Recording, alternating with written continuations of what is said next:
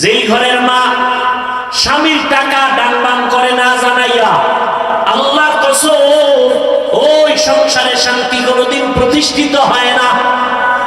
এই জন্যই যে প্রবাদ আছে না, সংসার ধন্য হয় রমণীর গুণে, সংসার ধ্বংস হয় নারীর কারণে। একটা মা বড় দামি, একজন মায়ের অবদানের কারণে স্বামী ভালো হয়ে যায়। একজন নারী এত দামি, একজন নারী একদিকে মা আর একদিকে স্ত্রী, ঠিক নেই? আবার এক সময় শাশুড়ি, কথা বলেন না কেন? তাহলে একজন মা সন্তানের মা হিসাবে সন্তানের কাছে আদর্শ। সন্তান মাকে দেখে দেখে শিখে, বাবারে দেখে বেশি না মাকে? মাকে বেশি দেখে। এজন্য পৃথিবীর বড় দার্শনিক ইমাম গজালি রহমতুল্লাহ আলাইহি বলেন, প্রত্যেকটা সন্তানের জন্য প্রাথমিক শিক্ষিকা হলো তার মা। মা যা শিখায় তাই শিখে। মা সন্তানকে শিখাবে আল্লাহ, সন্তান তাই শিখবে। মা নামাজ পড়বে, সন্তানটাও নামাজি হবে। বলতে হবে না পড়, এমনি এমনি পড়া শুরু করবে। মা যখন আজান শুনে না, কাপড় টেনে দেয় মাথার উপরে, বাচ্চা ফালায় দেয়, মা কয় গুনা গুনা। বাচ্চা বুঝে না গুনা। একদিন মা অজান্তেই কাপড় পরে গেছে, এবার বাচ্চা এসে টাইনে উঠায় আর কাম্মু গুনা গুনা। কি মা যখন উজু বানায়, বাচ্চা গিয়া উজু বানায়, মা সুন্দর করে উজু বানায়, কিন্তু বাচ্চা তো বুঝে না ও উজু বানাইতে গিয়া হাফ গোসল করে ফেলছে। মা যখন যায় নামাজে দাঁড়ায় গেছে, বাচ্চাটাও যায় নামাজে দাঁড়ায় গেছে। মা বুকে হাত বেঁধে আল্লাহর সাথে মহাব্বতে তেলাওয়াত করে আলহামদুলিল্লাহি রাব্বিল আলামিন আর রহমানির রহিম মালিকি ইয়াউমিদ্দিন ইয়্যাকা না'বুদু ওয়া ইয়্যাকা নাস্তাঈন ইহদিনাস সিরাতাল মুস্তাকিম সিরাতাল লাযীনা আন'আমতা আলাইহিম গায়রিল মাগদুবি আলাইহিম ওয়ালাদ-দাল্লিন।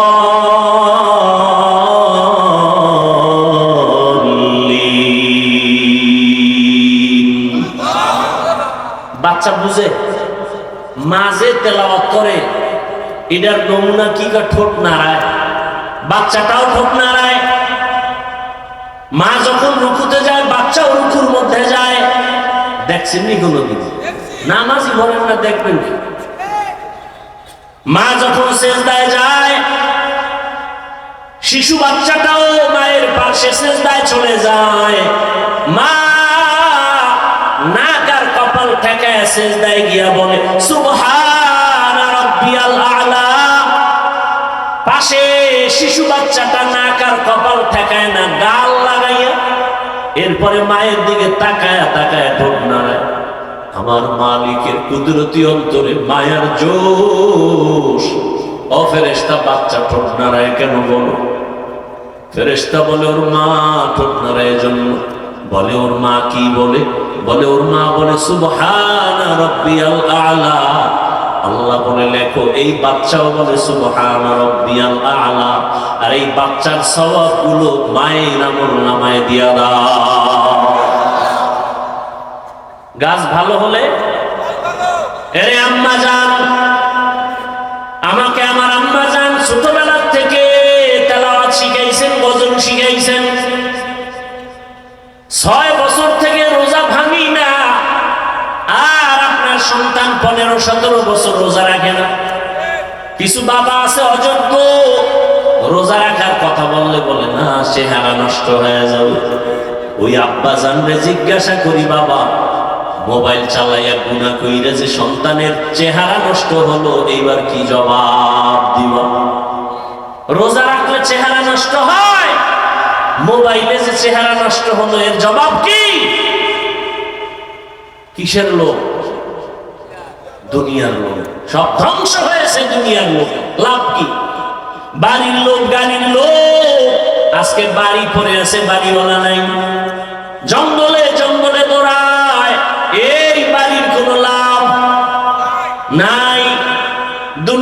কিছুই না। ও দুনিয়ার মানুষ, ইয়া আইয়ুহাল্লাযীনা আমানু লা তুলহিকুম আমওয়ালুকুম ওয়ালা আওলাদুকুম আন যিকরিল্লাহ। আল্লাহ বলেন, মুমিন সন্তান আর সম্পদ থেকে সতর্ক। তোমার সন্তান আর সম্পদের কারণে আমার আল্লাহ স্মরণ থেকে তোমরা গাফেল থেকো না, ভিন্ন লাইনে যাইও না। কারণ ওই সম্পদ তোমাকে জাহান্নামে নিবে, ওই সন্তান তোমাকে জাহান্নামে নিবে। ভালো করে মনে রাখবেন, লিখে রাখবেন। বহু মা বাবা শুধু সন্তানের অপরাধের কারণে কিয়ামতের দিন জাহান্নামে যাবে। আল্লাহ নিজেই বলেছেন, কিয়ামতের ময়দানে সন্তানেরা মা বাবার বিরুদ্ধে মামলা দায়ের করবে। আমাকে মা বাবা নামাজের বয়ান দেয় নাই, রোজার কথা বলে নাই, কোরআন তেলাওয়াত শিখায় নাই। আল্লাহর কাছে বলবে, রব্বানা ইন্না আতা'না সাদাতানা ওয়া কুবারানা ফাআদাল্লুনাস সাবিলা রব্বানা আতিহিম যিফাইনি মিনাল আযাব ওয়ালআনহুম লা'নান কাবীরা। সূরা আহজাব 67 নম্বর আয়াত। কিয়ামতের ময়দানে সন্তান আল্লাহকে বলবে, আমি বেনামাজি হই নাই, আমার মুরব্বী, আমার লিডার, আমার মা বাবা বেনামাজি বানাইছে। তখন আল্লাহ বলবে, তোর বিবেক দিয়ে চললি না কেন? বলে, এটা ভুল হয়ে গেছে, আজকে তোর বিবেকের বিচার হবে, তোর মা বাবারও বিচার হবে। এজন্য আল্লাহ বলেন, ইয়া আইয়ুহাল্লাযীনা আমানু কু আনফুসাকুম ওয়া আহলিকুম নারা ওয়াকুদুহান নাস ওয়াল হিজারা আলাইহা মালাইকাতুন গিলাযুন শিদাদুন লা ইয়াসুনাল্লাহা মা আমারাহুম ওয়া ইয়াফআলুনা মা